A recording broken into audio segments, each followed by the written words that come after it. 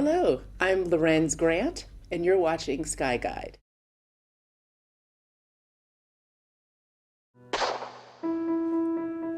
It's every filmmaker's dream as well as daunting challenge. He's one of the many icons, certainly in sports history, but really in history. All of his accomplishments, what he was able to do, what he faced in the time that he did. This is the 1930s where the world was very much a different place. These are people who have to cooperate with the white power structure to survive. And it began in Alabama. They had to be obedient and they had to be deferential.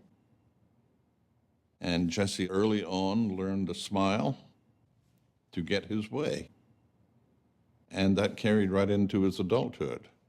It's like the perfect plot point, the perfect story, the perfect drama, the perfect heroism. I mean, it really was all those perfect elements of a documentary film.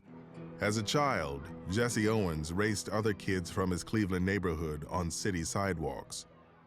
The son of a sharecropper from the United States, African American, from a very humble family, literally is going to face the Nazi regime and all that that entails in terms of financially. They were going to put on the biggest Olympic show the world has ever known, as well as their own, of course, Aryan ideology. They were basically going to say, this is going to be a showcase for our type of mankind, and this is what we can do, and it's going to be on such a grand scale that the world is just going to be in awe of how we're going to beat everyone. Hitler insisted that his Aryan athletes would jump higher, run faster, and prove themselves the best in the world.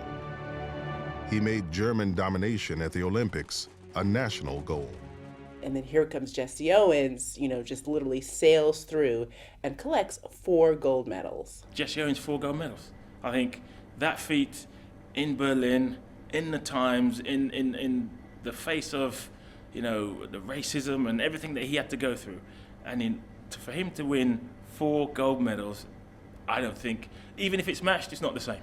Because under those type of pressures, I think the gentleman was different class. That was exciting as well as challenging to try and tell that story. Who was Jesse Owens? And I really wanted to make Jesse Owens a man, a human being. What was he like when he was little? What did he dream about? History books always encases people in, a quick summary or a bubble. So for Jesse Owens, it was exciting to explore his early beginnings. For young Jesse, running was freedom. You could go in any direction, fast or slow as you wanted, he once said, fighting the wind if you felt like it, just on the strength of your feet and the courage of your lungs.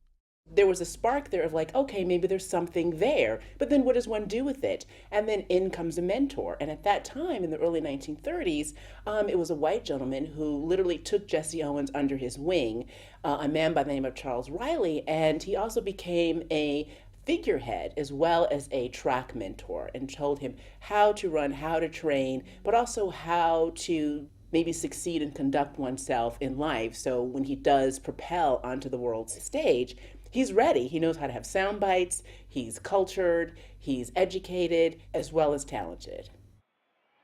He came back, sure, to the United States, the hero's welcome, but also to the rude awakening. It's still segregated America. He and his wife, Ruth, couldn't even barely get a hotel room in New York for the ticker tape parade. Finally, one hotel lets them stay there and they have to use the service entrance. And then, Merrick, there's no such thing really as even endorsement deals. That huge sort of world of endorsements is not even in taking shape. The path would have been, if you were a white athlete, to go to Hollywood. Well, there was no roles for blacks in Hollywood, so he couldn't tap into that. So he had to kind of race in these sort of exhibition games to sort of sustain himself and keep himself in the public eye. When Jesse Owens came back as the great athlete that he came back as, Jesse Owens had to run against a 4-legged horse to feed his family. Jesse had a start of 40 yards in 100, and he won by inches. They used to sneak Jesse Owens in the back room of the union halls to come in and give a speech. They never sat him down, gave him a cup of coffee or a sandwich. They'd let him give his little speech and then walked him right back out. The Olympic Games, particularly then, that was the world stage. That was the first time people could meet other people from other countries. It was the first time to really be on that sort of world platform of sportsmanship. And I think Jesse Owens really embodies all of that ideal, the better of man. I think he does represent that, what you could be excelling as an athlete when you're at your top of your game. And when you're at the top of your game as a sportsman, he befriended one of the German competitors at the games, and they both made it very public that they really respected each other, despite everything that was going on in the backdrop. And I think that's really perhaps part of his story. Despite all of it, he's always found a way to rise above it all.